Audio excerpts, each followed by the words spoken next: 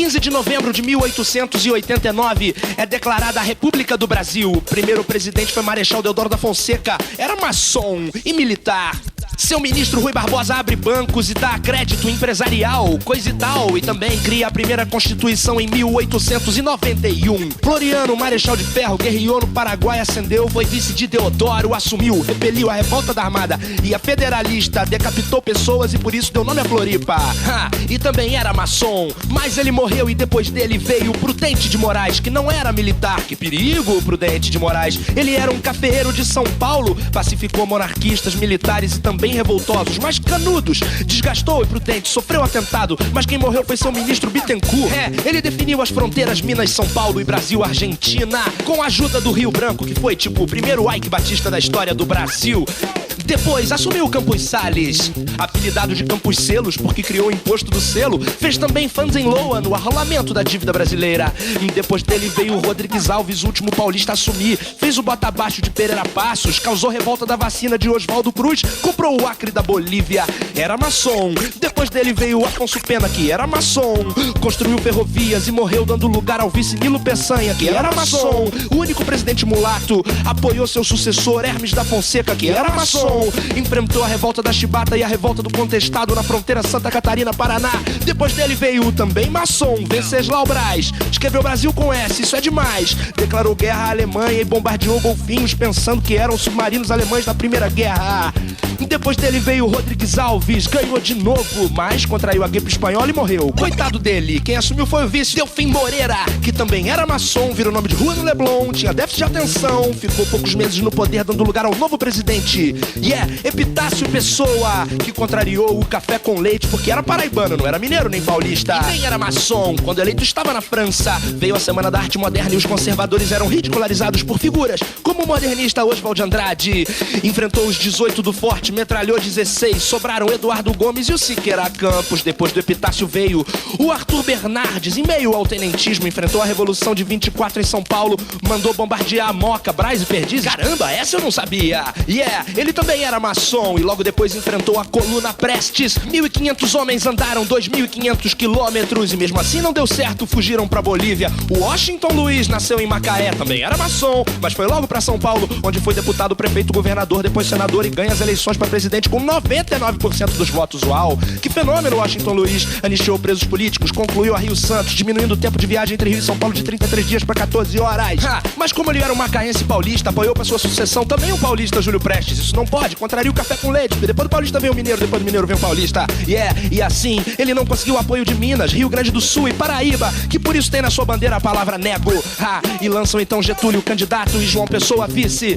Deu muita briga, muito tiro. Teve deputado matando o outro com tiro na Câmara dos Deputados. Mas no fim, Júlio Prestes é eleito, faz discurso no exterior como presidente, mas quando volta já era. Já estava instaurada a Revolução de 1930. Washington é preso, Júlio Prestes também. Veio o golpe dos militares, assume a junta provisória, que coloca no poder Getúlio Vargas, o primeiro grande populista do país.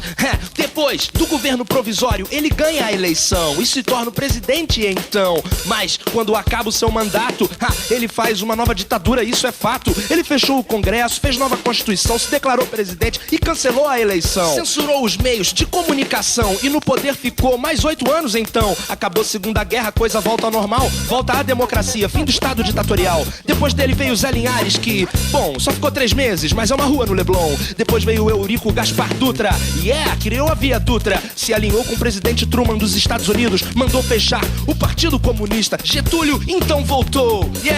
Bota o retrato do velho outra vez, bota no mesmo lugar. Ele criou o BNDES, Petrobras, CSN, mas ao mesmo tempo a oposição crescia e um episódio nebuloso. Carlos Lacerda, opositor de Vargas, e Major Rubens Vaz sofrem atentado. Morre o Major e Lacerda leva um tiro no pé, desestabilizando o governo. Antes de se matar, Getúlio se despede do ministro Tancredo Neves emocionadamente. Em agosto de 54 ele se mata com um tiro no coração no Palácio do Catete, causando grande comoção popular. Depois dele vem Café Filho, que assume em seu lugar. Ele foi goleiro de futebol em Natal e ficou no poder pouco tempo, tendo assumido depois. Carlos Luz foi o primeiro presidente a sofrer impeachment por não querer entregar o cargo a JK, que estava eleito. E o catarinense Nereu Ramos completou seu mandato e assumiu então JK. Criou o plano de metas para desenvolver a economia, mudou a capital para Brasília, projetada por Lúcio Costa e Niemeyer. Criou a Sudene, rompeu com a FMI, fez a Belém Brasília, Regis Bittencourt, Fernão Dias e muitas outras coisas. O Brasil passou de rural a urbano com o American Way of Life. Foi sucedido por Jânio Quadros, que era bem maluco. Fez o Parque do Xingu, criou royalties, condecorou Che Guevara. E depois dele, quem iria assumir era o comunista João Goulart. Isso deu o que falar. Em 31 de março rolou a ditadura militar. Assumiu Castelo Branco, da linha dura.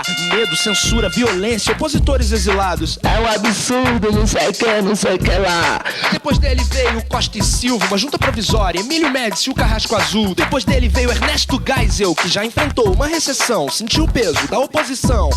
E aí, começou o final do medo com o governo Figueiredo. Foi um período negro, não dá nem pra falar. Muita resistência, revolta popular. A situação não podia mais se sustentar. Bye bye, ditadura militar.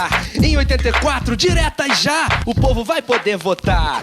Tancredo Neves assumiu nessa transição, morreu e deu lugar ao Sarney então. Conhece o Sarney? Conhece sim, que eu sei. E finalmente, quando o povo pôde escolher entre Lula, Brizola, Covas, o eleito foi Collor?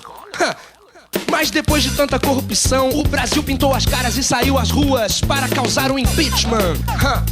Assumiu o vice-topetudo Itamar. Depois dele, a gente de novo poderia votar. O Brasil inteiro, concentrado na eleição, elege Fernando Henrique, criador do real, super neoliberal, privatizou geral, conquistou a nação, ganhou a reeleição. Mas a imprensa revelou alguns podres então.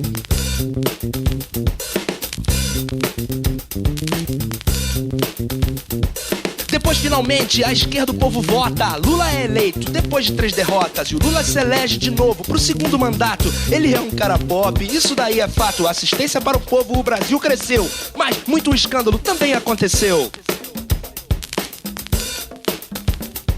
Uns dizem que melhorou, que o Brasil está legal. Outros dizem que o Brasil continua meio que igual. E o próximo capítulo, você quem vai falar. E agora? Quem será que vai ganhar?